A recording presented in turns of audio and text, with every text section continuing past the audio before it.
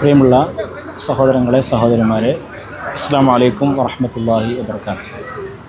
ഒരു മാസക്കാലത്തെ വൃദ്ധാനുഷ്ഠാനത്തിന് ശേഷം ലോകമെമ്പാടുമുള്ള മുസ്ലിമീങ്ങൾ ഇന്ന് ഈദുൽ ഫിത്ർ ആഘോഷിക്കുകയാണ്. അല്ലാഹു സുബ്ഹാനഹു വ തആലയുടെ കൽപ്പനകളും നിർദ്ദേശങ്ങളും പാലിച്ചുകൊണ്ട് ഒരു മാസത്തെ ജീവിതത്തിൽ വരുത്തിയ മാറ്റങ്ങളും ചിട്ടകളും തുടർന്നുള്ള ജീവിതത്തിലും പാലിക്കുവാൻ ഓരോ വിശ്വാസികളും ശ്രദ്ധിക്കേണ്ടതാണ്.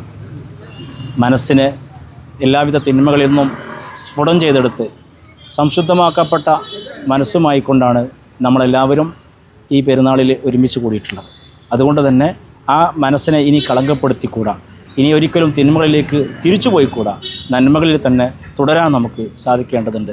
അതോടൊപ്പം തന്നെ ലോകമെമ്പാടുമുള്ള മുസ്ലിമീങ്ങൾ, പ്രയാസപ്പെടുന്ന ആളുകൾ, അവരെ കൂടി ഓർക്കുകയും ലോകത്ത് നടന്നുകൊണ്ടിരിക്കുന്ന സംഭവവികാസങ്ങളിൽ മുസ്ലിമീങ്ങൾക്ക് സമാധാനം, ശാന്തിയും അവരുടെ നാടുകളിലും അവരുടെ വീടുകളിലും ഉണ്ടാകാൻ വേണ്ടി പ്രത്യേകമായി പ്രാർത്ഥിക്കണം. രോഗികൾക്ക് വേണ്ടി പ്രാർത്ഥിക്കുക, കുടുംബത്തെ സന്ദർശിക്കുക, സൗഹൃദ ബന്ധങ്ങൾ പുതുക്കുക. അങ്ങനെ അനുവദിക്കപ്പെട്ട എല്ലാ സന്തോഷങ്ങളിലും ഏർപ്പെട്ടുകൊണ്ട് നമ്മൾക്ക് ഓരോരുത്തർക്കും ഈ ചെറിയ പെരുന്നാളിനെ ഏറ്റവും മികച്ച ഒരു ദിവസമായി, സന്ദർഭമായി കൊണ്ട് ഉപയോഗപ്പെടുത്താം. അല്ലാഹു സുബ്ഹാനഹു വ തആല നമുക്ക് ഏവർക്കും തൗഫീഖ് നൽകി അനുഗ്രഹിക്കുമാറാകട്ടെ. എല്ലാവർക്കും ചെറിയ പെരുന്നാൾ ഈദുൽ ഫിത്ർ ആശംസകൾ നേരുന്നു.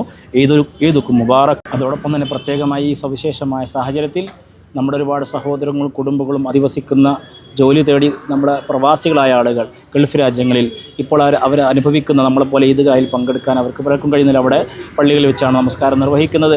അവരുടെ ജോലി സ്ഥലങ്ങളിലും അവരുടെ താമസ സ്ഥലങ്ങളിലും അവർക്ക് സമാധാനത്തോടു കൂടി ജീവിക്കാൻ, അവരുടെ ജീവിതം മുന്നോട്ട് കൊണ്ടുപോകുവാൻ, അതുവഴി നമ്മുടെ നാട്ടിൽ സമാധാനപൂർണ്ണമായിട്ടുള്ള ഒരവസ്ഥ അവരുടെ കുടുംബക്കാർക്ക് ലഭിക്കട്ടെ എന്ന് അവർക്ക് വേണ്ടി നമ്മൾ പ്രാർത്ഥിക്കാം.